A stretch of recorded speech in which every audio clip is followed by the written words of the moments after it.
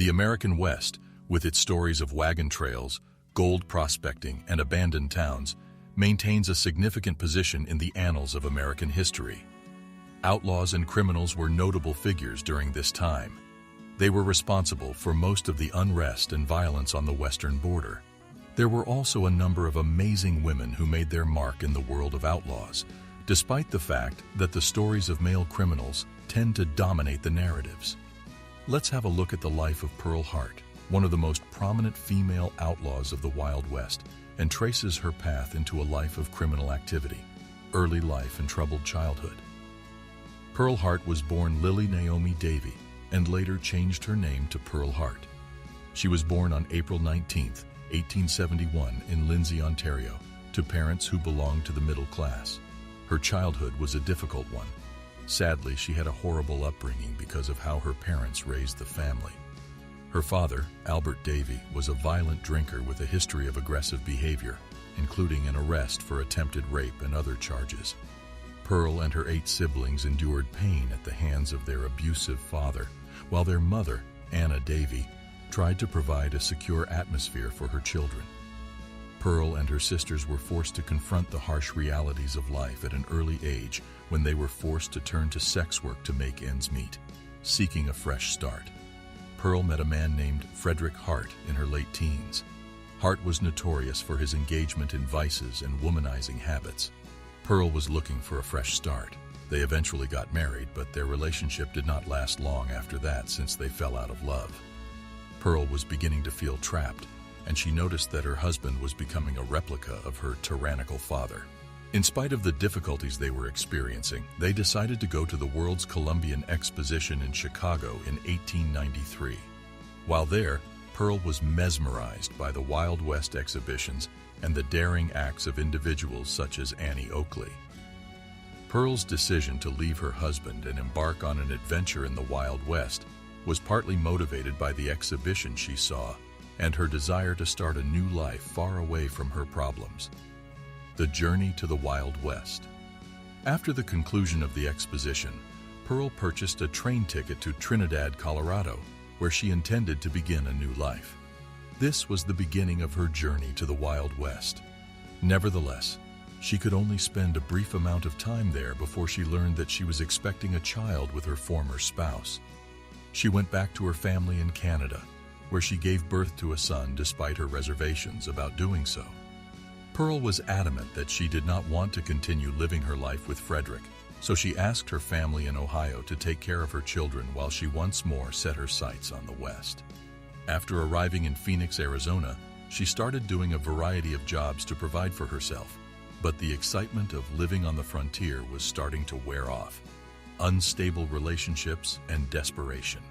Pearl and Frederick Hart met together again in Phoenix with the intention of making a new start together. At first glance, it appeared as though Frederick had undergone a transformation and was now operating successfully as a hotel manager. However, as Frederick's violent behavior became more frequent and both of them became more dependent on drugs and alcohol, their relationship began to collapse. Pearl gave birth to another child, a girl, but it was not enough to save her difficult marriage. In order to go to Cuba and fight alongside Teddy Roosevelt's Rough Riders, Frederick had to abandon his wife, Pearl, and their children. Pearl, who was now responsible for the care of 2 children and had very little money to her name, sought assistance from her family before continuing her journey westward. Life on the outside. After moving to Mammoth, Arizona, Pearl worked as a cook and a local performer, but was having trouble making ends meet. She was hopeless and had no idea what she wanted to do with her life, so she started making suicidal attempts. During this time period, she came into contact with Joe Boot, a former miner who had gone to a life of crime. Pearl went to see Boot for assistance when she found out that her mother was ill, and the two of them came up with a plot to loot stagecoaches and railroads.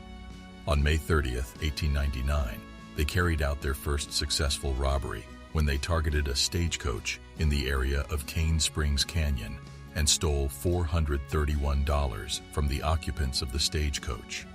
However, they were only able to get away with their crimes for a short while.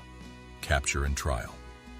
Pearl Hart and Joe Boot were apprehended by a posse led by Sheriff Truman of Pinal County, not long after they had their first attempt at robbing a bank prove successful. This led to their subsequent trial. They had been on the run from the law enforcement personnel, and a reward had been set for their apprehension. On June 5, 1899, the bandits were arrested in the area surrounding Florence, Arizona. Their apprehension received a lot of attention in the media, especially because of Pearl's gender and the sensationalized nature of their crimes. The public's fascination with Pearl because of her reputation as a lady bandit led to significant coverage of the tale in the press.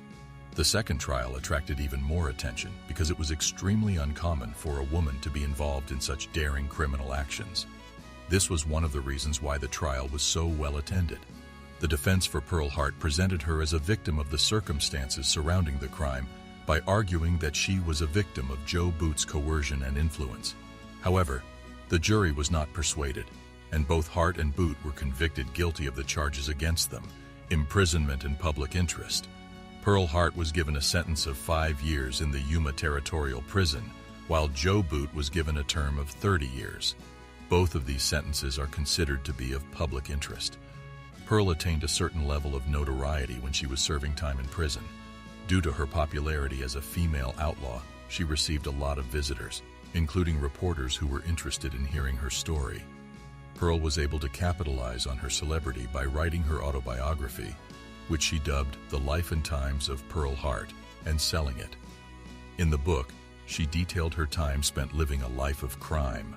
The book did okay in terms of sales and added to her public reputation as the Queen of the Outlaws. After prison, Pearl Hart was released from jail in 1902, having served only 3 years of her 5-year term. Her post-prison life is described here. She fled the public eye and led a life that was characterized by relative obscurity. Although she went on to have more children and remarry again, very little information is available about her life during this time period.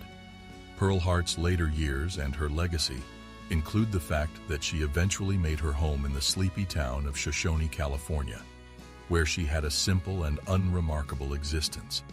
Her notorious history gradually receded into oblivion as the years passed, and she evolved into a typical resident of the neighborhood as a result. Later years and legacy. Pearl Hart lived till the age of 84, when she passed away on December 30th, 1955. In spite of the fact that her career as a lawbreaker lasted only a little amount of time, she is remembered as one of the few female outlaws who operated in the Wild West.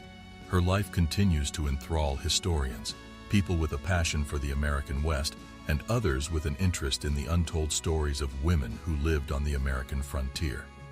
Pearl Hart's life was defined by struggle, hopelessness, and a yearning for excitement and new experiences.